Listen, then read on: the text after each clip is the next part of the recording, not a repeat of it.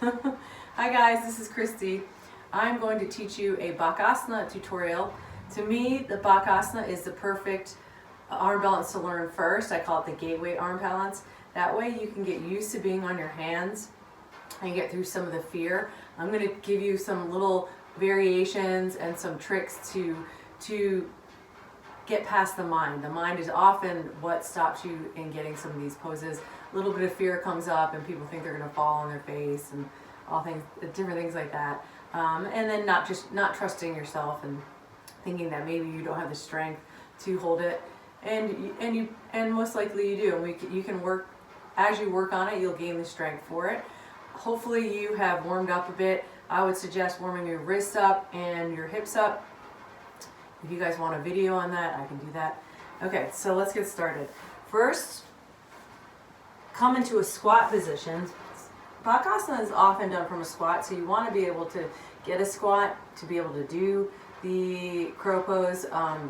You can do it from a higher position if your knees don't allow you to get the squat.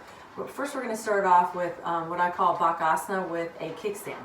Bring your right foot out to the side, placing your hands in front of you just like you would in a Bakasana. See that your wrists are in line with the front of the mat and your fingers are drawing in. I'm really clawing the mat. My fingers are a big part of my balance. Bringing the inner knee to the upper tricep. Really squeezing it in. Start to squeeze it in so much that your left foot comes up off the floor. Push that right heel into the floor. Squeeze, squeeze, squeeze. Look forward so that you don't do a somersault, although that might be cool, but that's not what we're doing. And then bring your foot down, and then we'll switch the other side. Left foot out to the side, draw the heel into the floor and draw it towards you.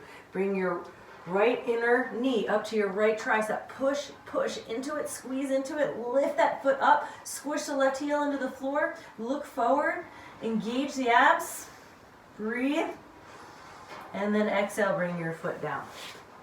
Pause for a moment, you can roll your wrists out.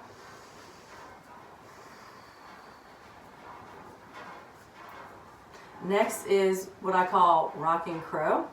In rocking crow, I want you to glue your triceps to the inner part of your knee. Hands will come out because you're going to rock forward onto your hands, just like in a crow pose. But you're going to rock back and forth. So you're going to place your hands. Maybe your feet lift up, maybe they don't. Place your hands down. Maybe you just come onto the tippy toes and then come back down. Up and down. Maybe you catch air. Woo! And it shocks you, so then you hold it for a moment, or maybe it shocks you so much you come back down and try it again.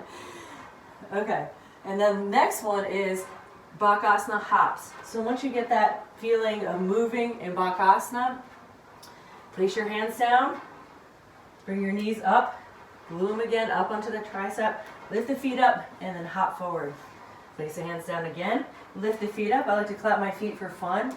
And hop forward. Again, place the hands down, push down through the hands, clap the feet, and come down.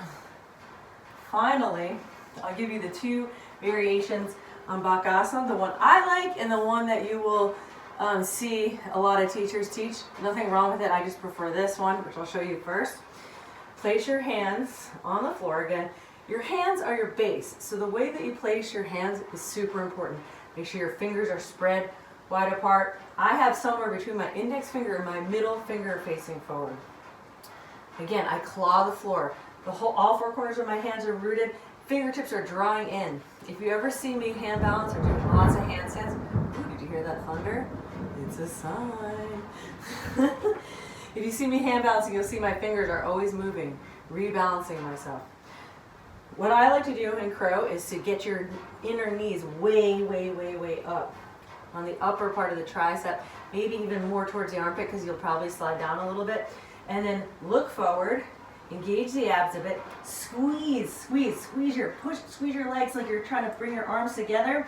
Squeeze so much, maybe bring one leg up, one foot up, and the other, holding it, breathing, looking forward, squeezing the hands, squeezing the fingers, and then slowly come down. If you are scared that you're going to fall on your face, you can put some blankets in front of you and that would cushion you. Also, if you do fall, try to tuck your shoulder under. So there's a whole art of falling as well. Okay, and the next one is what you'll typically see in a yoga class, placing the hands down onto the floor, bringing your knees way up into the armpit or up under the tricep, and then slowly lean forward, maybe lifting one foot up and the other. I don't love this one because partly I'm a wussy and my it hurts my triceps, but also I don't feel my core engaged as much, and I would like to feel my abs working here.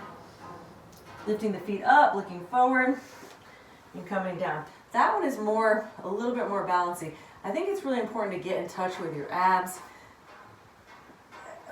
Not just for this, but for other arm balances. So getting used to engaging your abs is an important part for arm balancing. Thanks for watching and trying. If you have any other requests, let me know. Thank you.